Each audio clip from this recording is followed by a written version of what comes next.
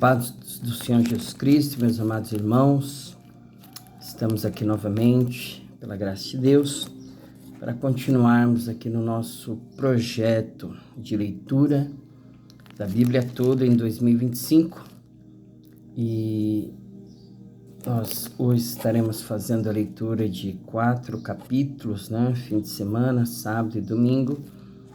Nós estaremos fazendo leitura de 4 capítulos. Hoje serão os capítulos 14, 15, 16 e 17 do Evangelho segundo escreveu São Lucas, em meados de 60, 61 depois de Cristo, Evangelho este que foi endereçado ao seu amigo Teófilo e a todos os gentios gregos, mostrando ali que além de Jesus ser divino, ele era um homem perfeito e ideal, conforme a cultura grega valorizava. Nós vamos começar aqui a nossa leitura, onde tem um título aqui, A Cura de um Hidrópico, capítulo 14 de Lucas, amém? Aconteceu num sábado que, entrando ele em casa de um dos principais dos fariseus para comer pão, eles o estavam observando, e eis que estava ali diante dele um certo homem hidrópico. E Jesus, tomando a palavra, falou aos doutores da lei e aos fariseus, dizendo: é lícito curar no sábado? Eles, porém, calaram-se, e tomando-o, curou e despediu. E disse-lhes: qual será de vós o que, caindo-lhe num poço em dia de sábado, o jumento ou o boi o não tire logo?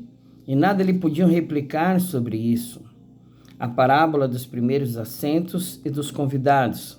E disse aos convidados uma parábola, reparando como escolhiam os primeiros assentos, dizendo-lhes: quando por alguém fores convidado às bodas, não te assentes no primeiro lugar, para que não aconteça que esteja convidado outro mais digno do que tu, e vindo o que te convidou a ti e a ele te diga: dá o lugar a este, e então com vergonha tenhas de tomar o derradeiro lugar. Mas quando fores convidado, vai e assenta-te no derradeiro lugar, para que quando vier o que te convidou, te diga: amigo, assenta-te mais para cima, então terás honra diante dos que estiverem contigo à mesa. Porquanto qualquer que a si mesmo se exaltar, será humilhado, e aquele que a si mesmo se humilhar, será exaltado. E dizia também ao que o tinha convidado: quando deres um jantar, uma ceia, não chames os teus amigos, nem os teus irmãos, nem os teus parentes, nem vizinhos ricos, para que não suceda que também eles te tornem a convidar e te seja isso recompensado.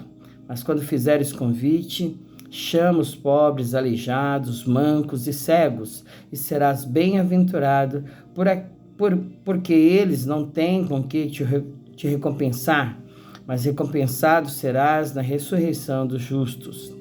A parábola da grande ceia. E ouvindo isso, um dos que estavam com ele à mesa disse-lhe: bem-aventurado que comer pão no reino de Deus.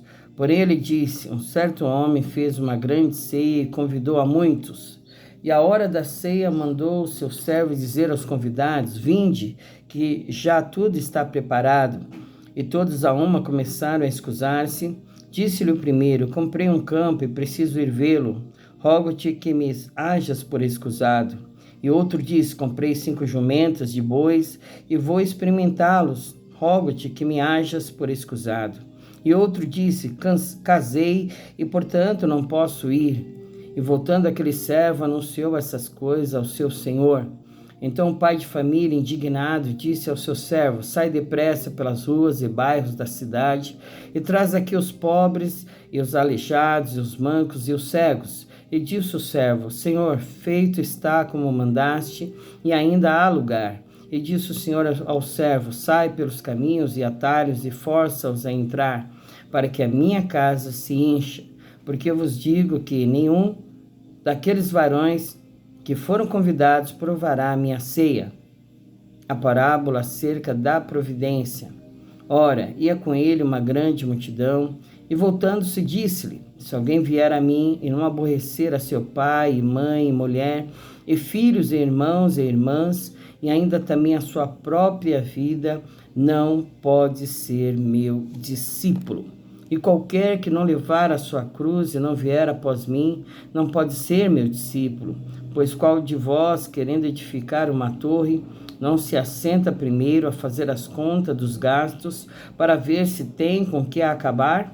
Para que não aconteça que, depois de haver posto os alicerces, e não a podendo acabar, todos que a virem, comecem a escarnecer dele, dizendo: este homem começou a edificar e não pôde acabar.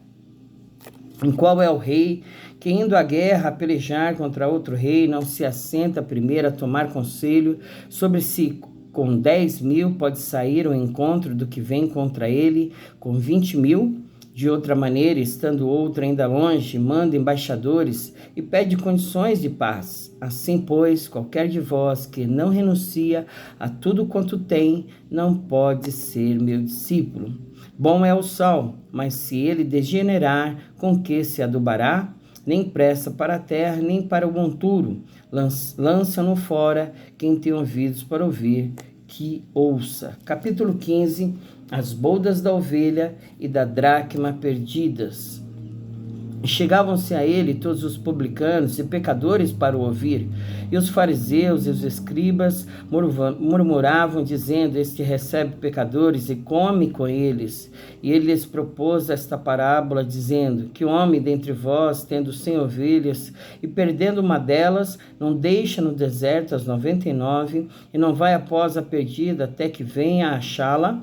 E achando-a, põe sobre os seus ombros, cheio de júbilo. E chegando à sua casa, convoca os amigos e vizinhos, dizendo-lhes: alegrai-vos comigo, porque já achei a minha ovelha perdida. Digo-vos que assim haverá alegria no céu por um pecador que se arrepende, mais do que por 99 justos que não necessitam de arrependimento. Qual a mulher que tendo 10 dracmas, se perder uma dracma, não acende a candeia e varre a casa e busca com diligência até achar? E achando-a, convoca as amigas e vizinhas, dizendo: alegrai-vos comigo, porque já achei a dracma perdida. Assim vos digo que há alegria diante dos anjos de Deus por um pecador que se arrepende. A parábola do filho pródigo. E disse um certo homem tinha 2 filhos, e o mais moço deles disse ao pai: pai, dá-me a parte da fazenda que me pertence.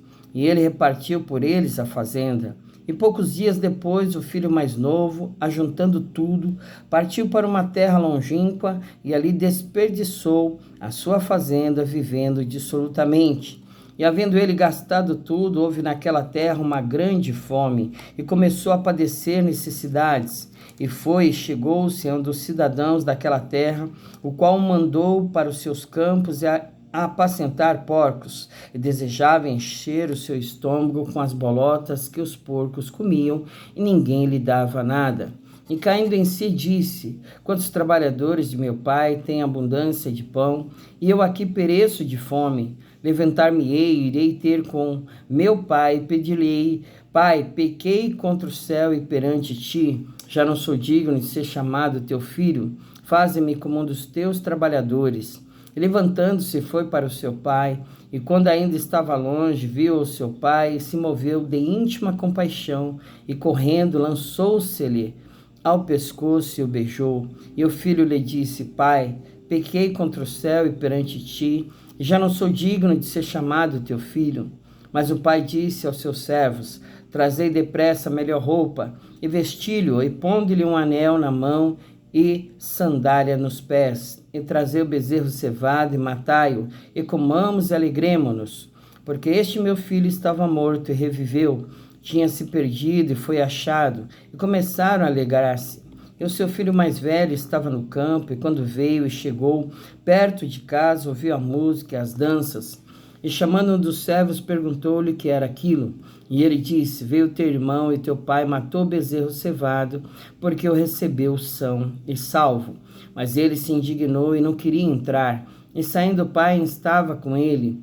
Mas respondendo ele, disse ao pai: Eis que te sirvo há tantos anos, sem nunca transgredir o teu mandamento, e nunca me deste um cabrito para alegrar-me com os meus amigos. Vindo, porém, este teu filho, que desperdiçou a tua fazenda com as meretrizes, mataste-lhe o bezerro cevado. E ele lhe disse: Filho, tu sempre estás comigo e todas as minhas coisas são tuas.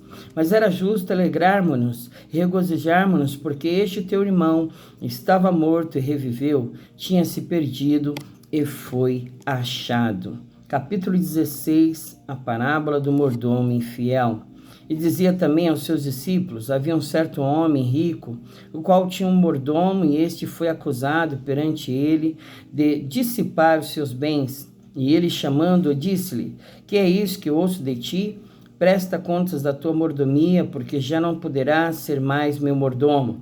E o mordomo disse consigo: Que farei, pois que o meu senhor me tira a mordomia? Cavar não posso, de mendigar tenho vergonha. Eu sei o que hei de fazer para que, quando for desapossado da mordomia, me recebam em suas casas. E chamando a si a cada um dos devedores do seu senhor, disse ao primeiro: Quando deves ao meu senhor? E ele respondeu: 100 medidas de azeite. E disse-lhe: Toma a tua conta e, assentando-te, já escreve 50. Disse depois a outro: E tu quanto deves? E ele respondeu: 100 alqueires de trigo. E disse-lhe: Toma a tua conta e escreve 80.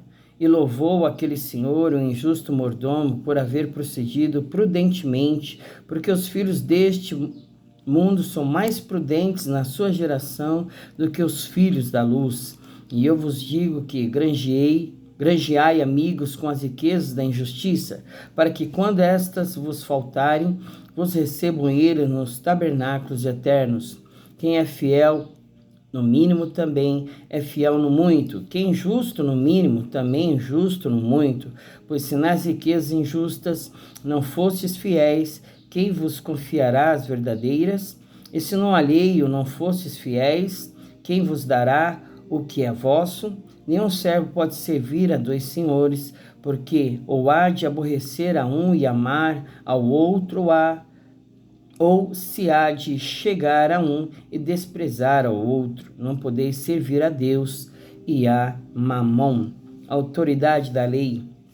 E os fariseus, que eram avarentos, ouviam todas essas coisas e zombavam dele, e disse-lhes: Vós sois os que vos justificais a vós mesmos diante dos homens, mas Deus conhece o vosso coração, porque o que entre os homens é elevado perante Deus é abominação. A lei e os profetas duraram até João. Desde então é anunciado o reino de Deus, e todo homem emprega força para entrar nele.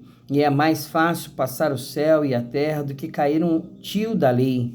Qualquer que deixa sua mulher e casa com outra, adultera, e aquele que casa com a repudiada pelo marido, adultera também. A parábola do rico e Lázaro. Ora, havia um homem rico e vestia-se de púrpura e de linho finíssimo, e vivia todos os dias regalada e esplendidamente. Havia também um certo mendigo chamado Lázaro, que jazia cheio de chagas à porta daquele, e desejava alimentar-se com as migalhas que caíam da mesa do rico, e os próprios cães vinham lamber-lhe as chagas. E aconteceu que o mendigo morreu e foi levado pelos anjos para o seio de Abraão. E morreu também o rico e foi sepultado. E no Hades ergueu os olhos, estando em tormentos, e viu ao longe Abraão e Lázaro no seu seio. Chamando, disse: Abraão, meu pai, tem misericórdia de mim, manda a Lázaro que molhe na água a ponta do seu dedo e me refresque a língua, porque estou atormentado nesta chama. Disse, porém, Abraão: Filho, lembra-te de que recebeste os teus bens em tua vida, e Lázaro somente males, e agora este é consolado e tu atormentado. E além disso está posto um grande abismo entre nós e vós, de sorte que os que quisessem passar daqui para vós não poderiam, nem tampouco os de lá passar para cá. E disse ele: Rogo-te, pois, ó Pai, que o mandes à casa de meu pai, pois tenho 5 irmãos, para que lhes dê testemunho, a fim de que não venham também para este lugar de tormento. Disse-lhe Abraão: Eles têm Moisés e os profetas, ouçam-nos. E disse ele: Não, Abraão, meu pai, mas se algum dos mortos fosse ter com eles, arrepender-se-iam. Porém Abraão lhe disse: Se não ouvem a Moisés e aos profetas, tampouco acreditarão ainda que algum dos mortos ressuscite. Capítulo 17. Acerca dos escândalos, do perdão, do poder da fé e dos servos inúteis. Disse aos discípulos: É impossível que não venham escândalos, mas ai daquele por quem vierem. Melhor que lhe pusessem ao pescoço uma pedra de moinho e fosse lançado ao mar, do que fazer tropeçar um desses pequenos. Olhai por vós mesmos, e se teu irmão pecar contra ti, repreende-o, e se ele se arrepender, perdoa-lhe. E se pecar contra ti 7 vezes no dia, e 7 vezes no dia vier ter contigo, dizendo: Arrependo-me, perdoa-lhe. Disseram então os apóstolos ao Senhor: Acrescenta-nos a fé. E disse o Senhor: Se tivesseis fé como um grão de mostarda, diríeis a esta amoreira: desarraiga-te daqui, planta-te no mar, e ela vos obedeceria. E qual de vós terá um servo a lavrar ou apacentar gado, a quem, voltando ele do campo, diga: Chega-te e assenta-te à mesa, e não lhe diga antes: Prepara-me a ceia e cinge-te, e serve-me até que tenha comido e bebido, e depois comerás e beberás tu? Porventura dá graças a tal servo, porque fez o que lhe foi mandado? Creio que não. Assim também vós, quando fizerdes tudo o que vos for mandado, dizei: Somos servos inúteis, porque fizemos somente o que devíamos fazer. A cura de 10 leprosos. E aconteceu que, indo ele a Jerusalém, passou pelos meios de Samaria e da Galileia. E entrando numa certa aldeia, saíram-lhe ao encontro 10 homens leprosos, quais pararam de longe. E levantaram a voz, dizendo: Jesus, Mestre, tem misericórdia de nós. E ele, vendo-os, disse-lhes: Ide, mostrai-vos aos sacerdotes. E aconteceu que, indo eles, ficaram limpos. E um deles, vendo que estava são, voltou glorificando a Deus em alta voz, e caiu aos seus pés com o rosto em terra, dando-lhe graças, e este era samaritano. E respondendo Jesus, disse: Não foram 10 os limpos? E onde estão os 9? Não houve quem voltasse para dar glória a Deus, senão este estrangeiro? E disse-lhe: Levanta-te, vai, a tua fé te salvou. A vinda súbita do reino de Deus. Interrogado pelos fariseus sobre quando havia de vir o reino de Deus, respondeu-lhes e disse: O reino de Deus não vem com aparência exterior, nem dirão: Ei-lo aqui ou ei-lo ali, porque eis que o reino de Deus está entre vós. E disse aos discípulos: Dias virão em que desejareis ver um dos dias do Filho do Homem, e não o vereis. E dir-vos-ão: Ei-lo aqui ou ei-lo ali, não vades nem o sigais, porque como o relâmpago ilumina desde uma extremidade inferior do céu até a outra extremidade, assim será também o Filho do Homem no seu dia. Mas primeiro convém que ele padeça muito e seja reprovado por esta geração. E como aconteceu nos dias de Noé, assim será também nos dias do Filho do Homem. Comiam, bebiam, casavam e davam-se em casamento, até o dia em que Noé entrou na arca, e veio o dilúvio e consumiu a todos. Como também da mesma maneira acontecia nos dias de Ló: comiam, bebiam, compravam, vendiam, plantavam e edificavam. Mas no dia em que Ló saiu de Sodoma, choveu do céu fogo e enxofre, consumindo a todos. Assim será no dia em que o Filho do Homem se há de manifestar. Naquele dia, quem estiver no telhado, tendo seus utensílios em casa, não desça a tomá-los. E da mesma sorte que estiver no campo, não volte para trás. Lembrai-vos da mulher de Ló: qualquer que procurar salvar a sua vida, perdê-la-á, e qualquer que a perder, salvá-la-á. Digo-vos que naquela noite estarão dois numa cama, um será tomado e o outro será deixado. Duas estarão juntas moendo, uma será tomada e outra será deixada. Dois estarão no campo, um será tomado e outro será deixado. Respondendo, disseram-lhe: onde, Senhor? E ele lhes disse: onde estiver o corpo, aí se ajuntarão as águias. Amém? Glória a Deus. Finalizamos aqui a leitura de 4 capítulos, 14, 15, 16 e 17, do Evangelho segundo escreveu São Lucas, né? E nós vamos finalizar essa leitura com uma oração, entregando na mão do Senhor as nossas vidas. Amém? Pai querido, Deus amado, Deus de misericórdia, Deus que é longânimo, benigno e que, olhando para nós, lembra-se, Senhor, que nós somos pó e carecemos, ó Pai, da Tua graça, da Tua misericórdia, Senhor. E é em nome de Jesus, Pai, que nós adentramos diante do Senhor em espírito e em verdade, crendo, acreditando, meu Deus, e tendo certeza, meu Pai, da bênção e da vitória.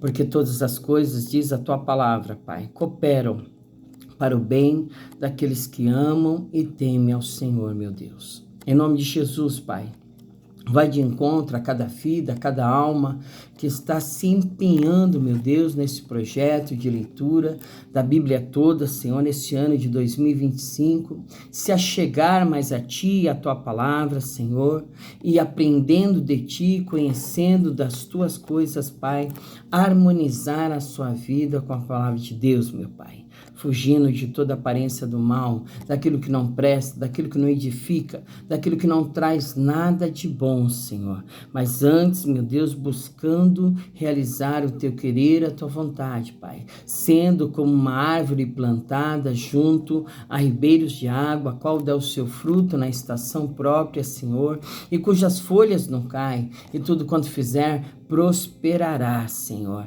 Que ele seja verdadeiramente um canal de bênção nas Tuas mãos, que ele e ela possa ser um instrumento poderoso para levar o nome do Senhor àquele que não o conhece, meu Pai. Ah, Senhor, nós cremos no poder da oração, Senhor. Nós cremos no poder que há na oração, onde ela vai, aonde nós não podemos ir, ela alcança onde nós não podemos alcançar, meu Pai.